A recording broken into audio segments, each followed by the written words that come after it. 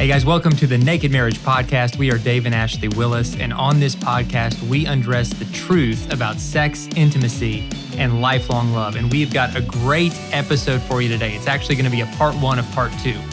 That's right. We're so excited to talk about this because we're going to talk about the emotional side of sex. And this is for those who are engaged and maybe getting ready to have sex for the first time.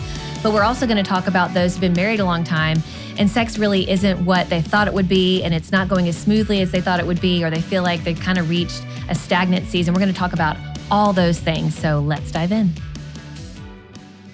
Hey guys, we are so excited to have this conversation today. And this is a really unique topic. We're talking about sex, which isn't all that unique in itself, because if you listen to this podcast for any length of time, you know that here on the Naked Marriage Podcast, we want to create a safe space for you to talk about sex. And so we weave it into a lot of conversations. But today we're going to kind of tackle this topic of sex from maybe a little bit of a new perspective. We're going to rewind the clock down to our own story, our own honeymoon experience. This could be an interesting talk maybe for those who are preparing to get married and talking about sex for the first time, but it could also be, I believe, a really interesting and important conversation for those of you who maybe just feel like your sex life has gotten a little bit stagnant or stale, and to kind of give you some new ways to talk about that that could reignite maybe a second honeymoon in your marriage, because we want you to have great sex. We believe God wants you to have great sex, by the way, which is, He's the one who invented it. He's the one who created it. And we should celebrate that. Thank you, God, by the way, for creating sex. That's right. And so, sweetie, let's rewind the clock. 2001, May 19th, 2001, a beautiful blushing bride. You're even more beautiful today, but oh my goodness, you were such a lovely bride. And you were, getting ready to walk down the aisle. I think that's the day your mom tried to have the sex talk with you for the very first time. Yes, Mom, if you're listening, it's no offense, but I'm just being honest. So I'm getting ready to walk down the aisle. And right before I walk down the aisle, my mom grabs me and says, you know what? We probably should talk about sex. And then she starts going into this whole, you're going to have all these feelings. And I was just like, I literally stopped her mid-sentence and was like, Mom, I'm getting ready to walk down the aisle. I have already, talked about this with other trusted people in my life. And I love my mother so much, but sex was something that was awkward for her to talk about, like it is for a lot of parents. And so, I think that is not necessarily a unique story. We talk to a lot of different people where they grew up in homes where, for whatever reason, their parents just didn't feel comfortable talking about sex. Well, the reason why the parents didn't feel comfortable is because the Naked Marriage Podcast did not exist in the 70s and 80s. And so they can't be held totally responsible. They didn't have this tool to help them have these conversations. Right, because, honestly, it can be awkward. It can be awkward to talk about, especially with your children. And I think a lot of parents avoid it because they don't want to have to answer some hard questions that kids naturally are going to ask. Like teenagers who are, have inquiring minds are going to ask maybe about their own experience. Like, well, Mom, did you wait for marriage? Or Mom, how is this for you? And it's like you don't necessarily want to talk about that with your child. And so a lot of parents just end up not talking about it altogether because they just feel awkward. And I was one of those people. And I also was part of an awesome youth group. And we talked about sex, but it was always in the sense of just don't do it because you just don't want to have that baggage. And so I'm coming from this background of, first of all, you don't really talk about sex. So, I only knew what I learned in health class and what I read in a Cosmo magazine, okay? Yeah, and I think a lot of people can relate to that. Oh yeah, definitely. And then in my youth group, on the other hand, it was I knew I wanted to save myself, but it was that's kind of where it kind of stopped for me. And so it was constantly going into our marriage. It was for years just trying to save myself. And shutting it down when it came to sex. Because sex wasn't, you're not saving yourself in terms of this is this beautiful, glorious gift, but saving yourself in terms of you've been scared of sex. We don't speak of. Or sex was talked about in this kind of dirty way. Right. And it was just something that was totally off limits. And, I'd like to honestly do an episode in the future 100% about how to teach your kids about sex. Because I believe that we as parents have an important and sacred duty to be the ones who really have these conversations. And I know that but it's hard. Most parents are not equipped. I've recently, written a blog article about this called How and When to Teach Your Kids About Sex that you can find at marriagetoday.com, and put together a separate resource that goes with that blog article at howtoteachyourkidsaboutsex.com, which is a long domain, but very specific, because we believe in this, and we think that part of our sacred duty is to help equip kids with the right mindset as it relates to sex. And so that's not what this episode is necessarily about, but we just want you to know that we want to equip you in those ways, because we're wanting to equip ourselves in these ways. We're raising 4 boys. We want them to have the right mindset as it relates to sex. But this episode is really about you and your spouse, or if you're listening and engaged, you and your future spouse. And we just want to acknowledge that maybe you entered into the marriage with a lot of baggage. And the baggage wasn't even necessarily from sexual sin per se, but from all of these different kind of like wrong lessons or the absence of lessons as it related to sex. And that can create its own form of baggage just because you enter into it not knowing what to expect, thinking it's going to look like the movies, thinking that it's not going to, it's just going to be totally easy and natural and fun, and hopefully eventually it will be. But at first it's usually not. Right. Especially when you are coming into the marriage, you know, kind of with my, like a background like mine, where you're just kind of like, well, I know that before marriage, it was just something that I would shut down immediately and abstain from. But suddenly you get married and all of a sudden it's like, okay, that's not the rule anymore. Like you get to just have free reign when it comes to sex. And that can really be hard to come to terms with, because it's a huge flip in the mind. And I hear this from a lot of wives especially, but I think that husbands can deal with this too. You know, you have to kind of flip this switch in your mind where, you know, for years you've been telling yourself, you know, sex is something that you shouldn't do. And so you don't want to walk into situations where you're going to be tempted, and you need to shut that down. You need to flee from sexual temptation. And all of a sudden you're married and it's like, okay, now you need to be really geared up for sex. Right. And for me personally, I really had a hard time with this. I mean, I was excited to experience this with Dave. I was so excited, but I was like scared to death because of just all this mixture of lessons and of just kind of a confusing time in my mind. And then there's Dave, on the other hand, which tell me what you were experiencing. I was ready to go. I had like 15 positions mapped out from the Kama Sutra that I was ready to try. No, not exactly, but you know, I had my own kind of form of baggage. You know, I was raised in a home where mom and dad were really, really healthy in their affection to one another. You know, sex was talked about some, not really a lot. I think the extent of dad's sex talks with me was just keep your weenie in your pants. You know, he would say, and that's burned into my mind, which isn't bad advice, but I needed a little bit more information. But, you know, I was raised in a home and youth group environment where sex was typically talked about in a healthy way, in an affirming way. And mom and dad, you know, I love you guys. You guys have a great marriage still and are still a great example. My baggage came from, and we've talked about this in our Naked Marriage book and in past episodes, so I won't dwell on this too much. I had a lot of baggage that came from pornography, and I think a lot of young men can relate to this. And we talk so openly about porn because I'm convinced it is one of the main culprits that are just ripping marriages apart, especially in the bedroom, but not only in the bedroom. And I can relate to that from personal experience. And so I was exposed to porn at an early age. I kind of got kind of hooked on it, and I would try to stay away by sheer willpower, but I would fall back into it.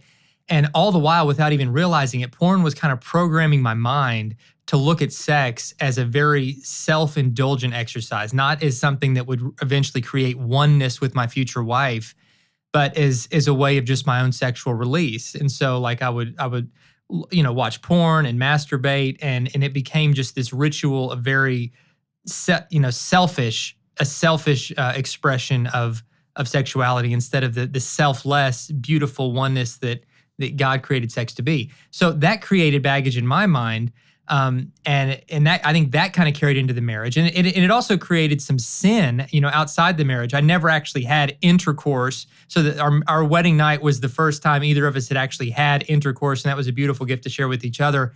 But through porn and through compromise, you know, I had crossed a lot of boundaries in my dating life, you know, before I met Ashley, and was, you know, carrying baggage from that, honestly, too, because, you know, I knew that I'd crossed boundaries and I'd made mistakes and I had guilt over that. And so, you know, I'm bringing kind of all that mixture of kind of baggage and expectation into the marriage. And so we both have baggage. It looked completely different. But then when those two worlds converged, it actually created some tension. It wasn't bad. I mean, the honeymoon was fun. You know, we had a good time. But those early days in the marriage, I remember there was there was just some tension. Like I felt like, oh, we've waited. Now we can just be naked and have sex all day, every day and not do anything else. We don't even need jobs.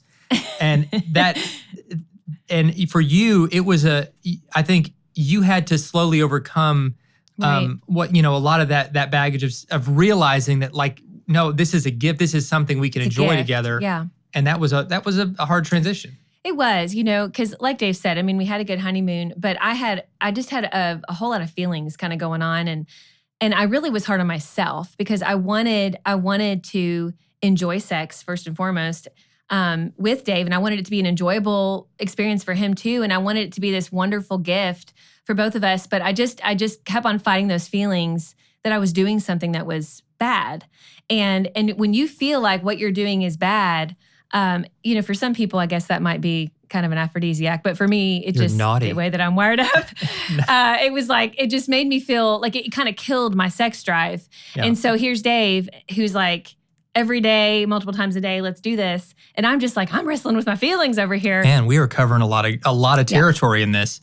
And this is all good stuff. And these are things that I wish we would have had more kind of honest, frank conversations, before. And so we're doing this now kind of in retrospect, number one, again, just to help couples who are maybe preparing for their wedding night and dealing with kind of whatever sexual past or baggage they have that's kind of leading into that.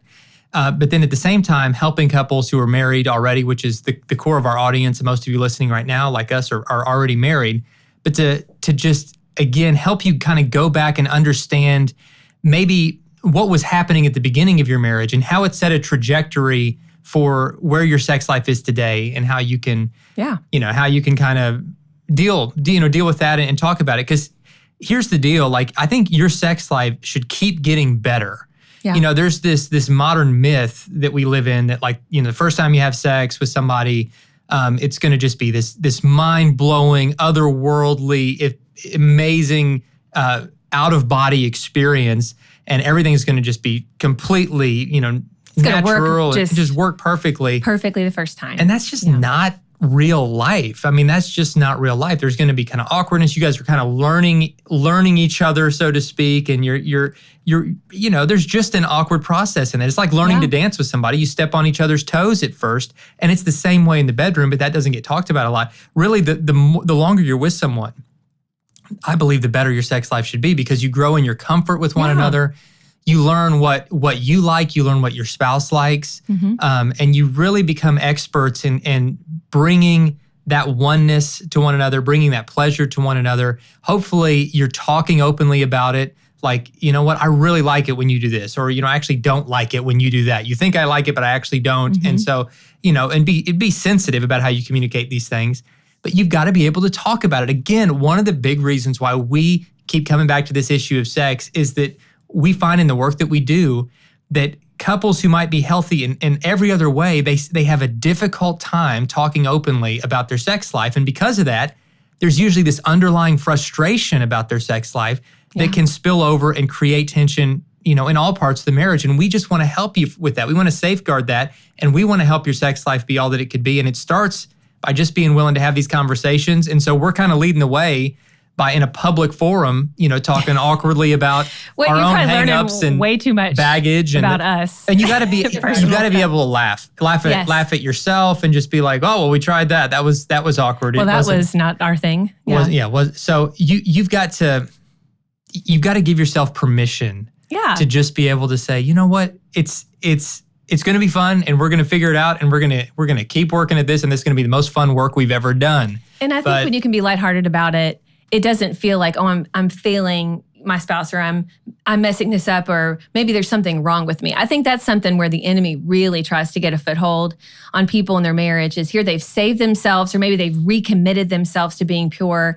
And so you're walking into this marriage with the right posture of the heart and then it comes to sex and it's not working like you thought it would, and you start believing the lie, oh, there's something wrong with me. Right. Or maybe I married the wrong person, or we're not sexually compatible. That's a big thing. We have that whenever we put something about sex on the marriage page on Facebook, there's always someone who says, well, how are you supposed to know if you're sexually compatible?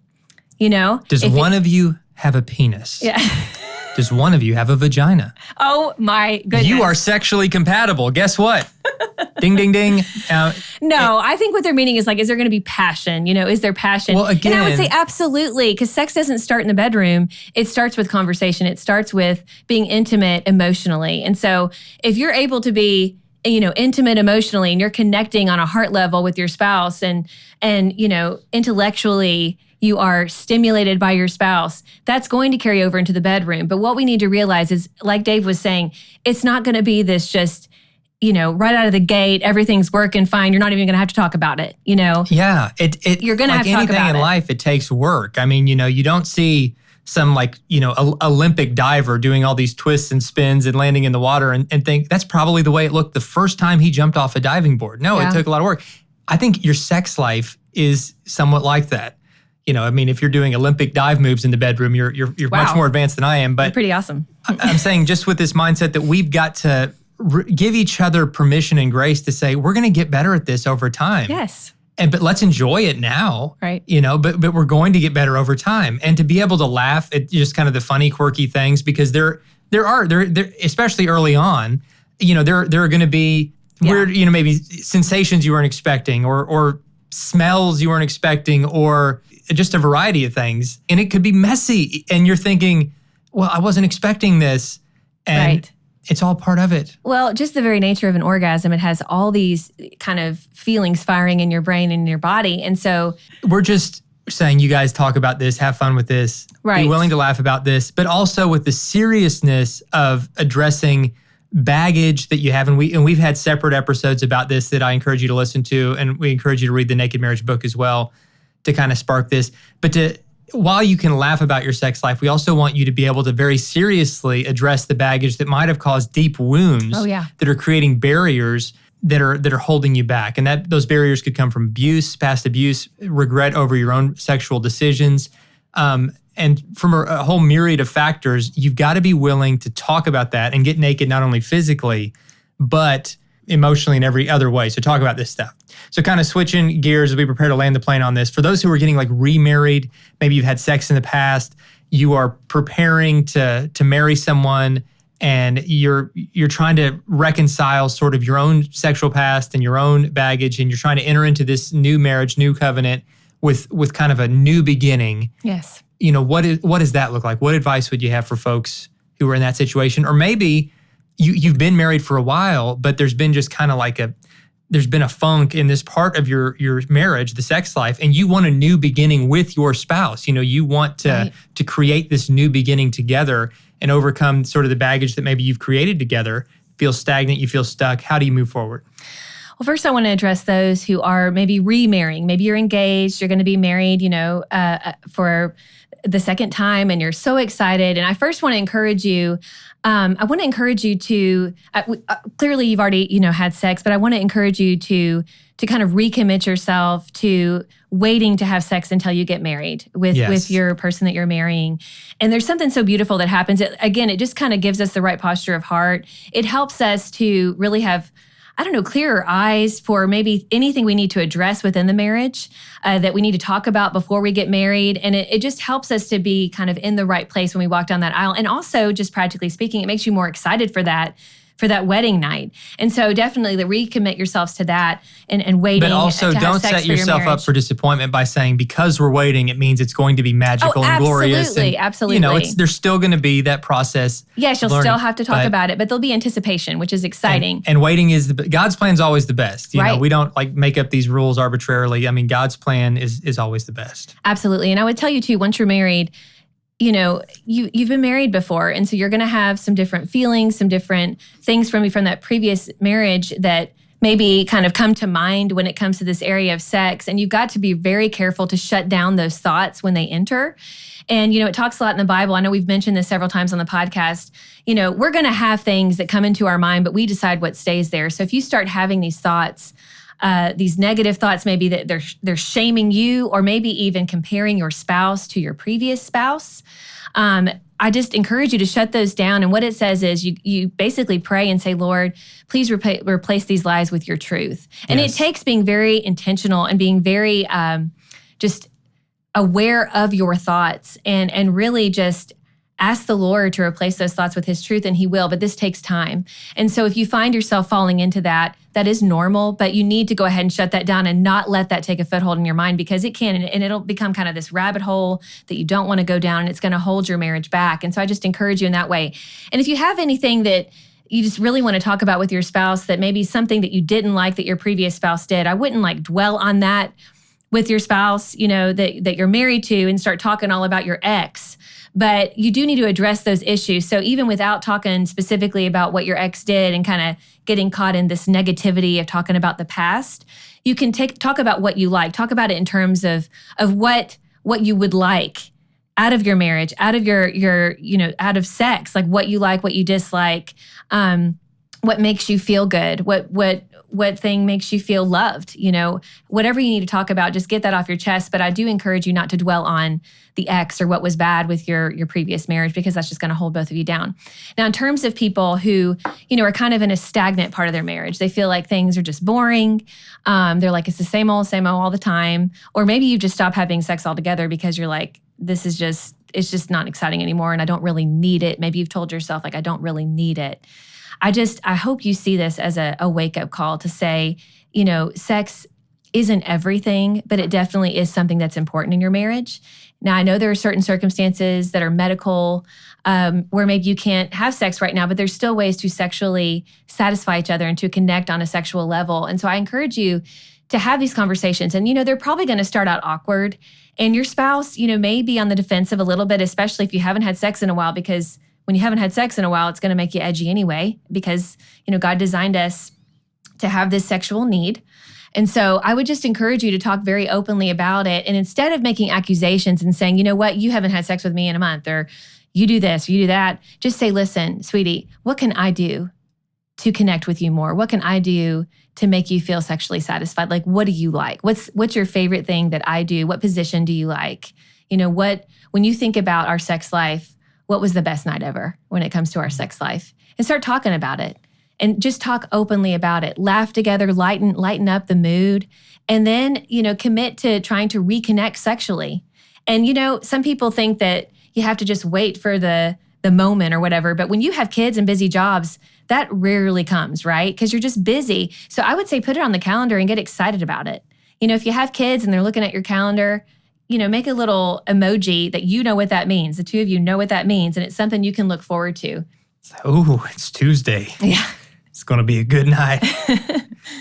Wow, that's a great conversation. We'll continue these conversations, as we go in future episodes, and we've also got more on this in past episodes, past blogs, and we talk about these at the live events, the XO events, which you can find if you go to xomarriage.com and come to one of the live events, and we love connecting with you there as well. Yeah.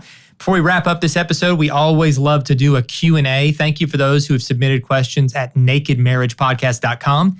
And feel free to write us anytime or to submit questions directly on that website. Here's the question today. Hey, Dave and Ashley. My husband and I have been married for 6 months now, and it's been rough to say the least. So my question is, what do you do when the introduction of sex in a new marriage seemingly destroys your bond with one another? To put it short, I have almost completely lost interest in him, and I believe it was sparked by our intimacy issues, severe premature ejaculation, in parentheses. We have never truly been intimate. We haven't even tried since a month into our marriage. This is all a total shock to my system, as we were so in love and attracted to one another before the marriage. But ever since sex became a part of the equation, it has seemed to ruin everything. We fight constantly. We're annoyed with each other. I'm thinking about other men. I'm trying to follow all this advice from all these places, but it's just so dang hard. I love you guys. Please keep putting out this great content. Wow. Well, thank you for that question. Yeah, thank you for your honesty. Premature. This seems like premature ejaculation is kind of at the core of the frustration. And so I'm not getting the husband's perspective on this, but just kind of trying to read between the lines. He's probably frustrated because, if he's already premature ejaculating, he's already got a lot of drive and wanting her a lot. Mm-hmm. And now that's been cut off completely because in her mind, it's like, well, if you're not going to, finish the job, so to speak, for me, if it's only going to be about you, then I don't want to do it. And so now he's resentful because he's like, well, I'm just being starved to death. And he's probably, just, masturbating, doing things on his own. She's fantasizing, doing things on her own. And this marriage is headed for a crash if things continue the way that they are. So I would say you've got to get back together in the bedroom, and you got to work through this together. Yeah. You can't punish each other. You can't pull away from each other. You can't try to deal with things on your own through fantasy, through masturbation, through whatever that's keeping you apart. Right. And specifically for the premature ejaculation, there are things to help that. Right. I mean, there are like a desensitizing gel that a guy can use that will kind of slow down the process and give him a little bit more control. Sometimes condoms might even do having that sex too. with a condom can take away some sensation and can prolong it for everybody. I would spend a lot of time on foreplay with each other to kind of help get her closer to that point of climax before the intercourse even begins. But you've got to work through this together. And right now, the resentment and the kind of just dealing with it separately, it's destroying the whole marriage, not just the sex life. And so you've got to make it a priority. And by writing in, I think you do want to make it a priority. Oh, absolutely. And I just want to say, I'm so sorry that you're going through this. This is something that can be so frustrating because like she said, they're so in love, but this one issue has just messed with them. And I just want to encourage you too, if one of the spouses does reach climax before the other, I would tell the spouse, who already climaxed, to do whatever they can to make sure their spouse climaxes. I do think, some people have trouble with that. They don't really maybe know their bodies quite yet, like what gets them there. But I would say do whatever you can to show that you want them to have that experience. Because I think this wife in this particular question feels like he doesn't care, that he has his sensation and then he's like, I'm done. But, there's, like Dave said, there's things we can do. And I think the bottom line is wanting to get help. Do what you can so that sex is not only good for you, because it's not just, meeting your own needs. You want to meet your spouse's needs. This is the one person in your life that can fulfill your sexual needs and that you can fulfill their needs. So don't cut them off. Do what you can to get the help that you need. If it's condoms, if it's the desensitizing gel, or just extra foreplay, do whatever you can to show your wife that you want her to have a climax as well. And I think if that husband can do that, then it's going to help things. Now, as far as this wife, she's the one who wrote in. She's going to be the one who's probably listening to this answer. I think if you come to your husband and say, listen, I can tell that we're growing apart, and I've been angry. I've been really angry, and I'm so sorry I've been angry, but I just want this to work so bad for us. And, I've been listening to this podcast, and there's things we can do. And I just want you to know I want to work together in this with you so that we can have an awesome sex life together. I think if you approach it that way, he's not going to feel defensive. And I think that you guys will be on the road to healing and having the kind of sex life that you want to have. Boom. That's good stuff. Hey guys, thank you so much for joining us today. And please put it on your calendar to tune in for part 2 so that you can get the rest of the story. We're going to talk about the physical side of sex, so you don't want to miss it. And always, if you love this podcast, please leave us a 5-star review and tell us what you think about it. Share it with your friends. And don't forget to check out our Naked Marriage book. And you can find that everywhere books are sold, as well as at nakedmarriagebook.com.